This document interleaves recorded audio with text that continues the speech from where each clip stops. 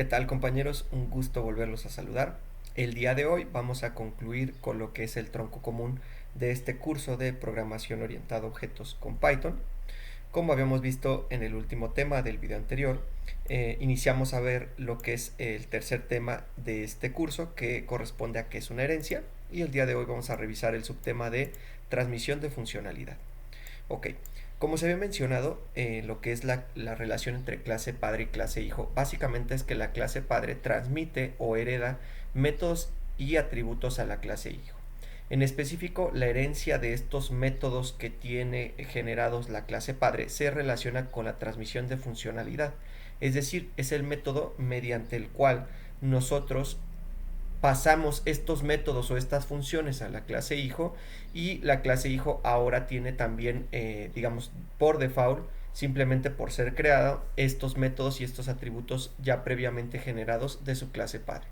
Otro elemento que puede generar la clase hijo es sobreescribir atributos de instancia o atributos de clase, y también puede tener la capacidad de expandir su clase.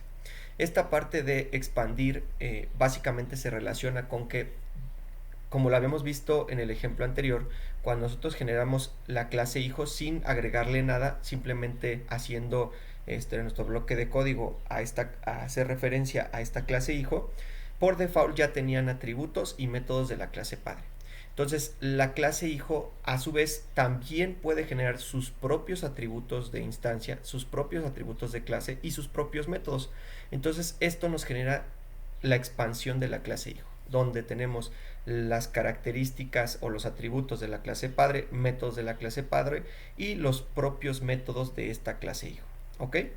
La estructura que se va a manejar pues es muy sencilla. En este ejemplo vemos que se define una clase padre con algunos atributos de clase, y tenemos ahora el caso del constructor. En este caso tenemos un ejemplo en el que quise agregar un elemento extra que no habíamos visto, donde tenemos la estructura, digamos, normal que habíamos visto, agregando el self como primer atributo. Luego tenemos un atributo común y corriente que normalmente ya lo habíamos visto, y en este caso el segundo atributo es el que ya tiene una estructura diferente. En este caso este atributo ya viene preasignado a algún valor. En este caso pues se refiere a algún string con algún tipo de texto.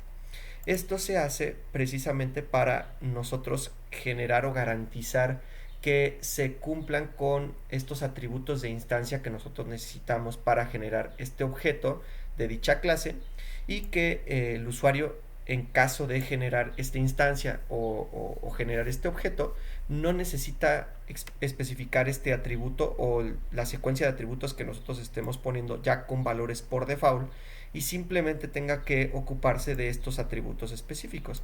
Es decir, que si nosotros generamos una instancia de este tipo de clase padre, solamente tendríamos que pasar de manera obligatoria un atributo, porque el atributo 2 ya está prehecho o preasignado con un valor por default. Entonces, en este caso ya vemos que el constructor continúa, agrega estos parámetros que se le pasan al constructor ya a ser atributos de la instancia o del objeto de la clase, y se definen algunos métodos de la clase padre. Ahora vemos que para la clase hijo utilizamos la estructura que vimos la clase pasada, haciendo referencia a la clase padre, y vemos que lo primero que contiene esta clase van a ser los atributos y métodos de la clase padre, donde en específico los métodos de la clase padre se refieren a la transmisión de funcionalidad. Después, lo que va a seguir en lo que es la definición de la clase hijo son los atributos de clase, pero de la clase hijo, ¿ok? Y ahora pasamos a propiamente el constructor de la clase hijo, donde tenemos la misma estructura, y en este caso ahora tenemos que, por ejemplo, el atributo 2 tiene asignado un valor diferente. ¿Esto a qué se refiere? Pues esto es a lo que nosotros definíamos como el proceso de sobreescribir.